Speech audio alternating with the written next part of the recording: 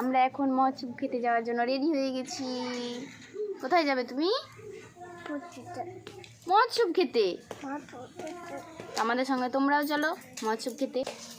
তো এখন হচ্ছে মাঠকালীতলা, আমাদের মাঠকালীতলায় এখানে হয়। তো পূর্ণিমার দিন হয়, এবার অনেক দিন পরে রবিবার হচ্ছে।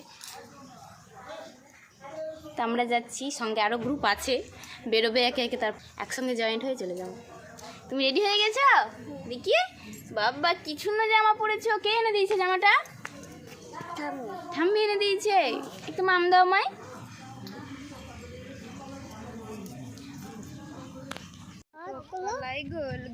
ডাকতে ভাঙে না, ওই পাড়ার শাশুড়িরা বৌমা চেনে না। হাঁটতে গেলাম, বাজারে গেলাম, কিনে এলাম আদা। তারপরে আর জানি না, বলবো না দাদা, বলবো না।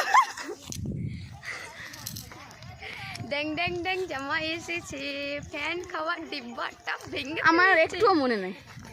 কি রোদ উল্টো দিক ওখানটা। চারপুর থাকা থাকা কানে গুজেছি, বর্ধমানের খোলা এনে লুচি ভেজেছি। কত জানে। এবার ঠিক আছে। পান ফেলেছি, পান খেয়েছি, পিঠ ফেলেছি, দাঁত করেছি ছোলা, তাই বন্ধুর নাম রেখেছি মুড়ি ভাজা। কেমন রোদ? দারুণ মস্ত ফার্স্ট ছবি তারা কেন রে?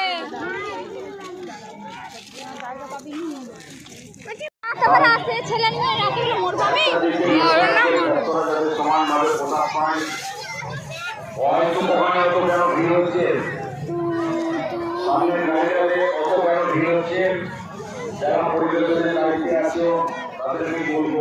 তো আমরা এখন চলে এসেছি মহোৎসব খেয়ে।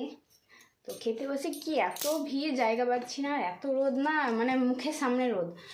তখন আর ভিডিও করা হয়নি, প্রচণ্ড রোদ ছিল, খাওয়ার লোকজন ছিল, ভিড় ছিল। তো খাওয়া দাওয়া করে চলে এসেছি।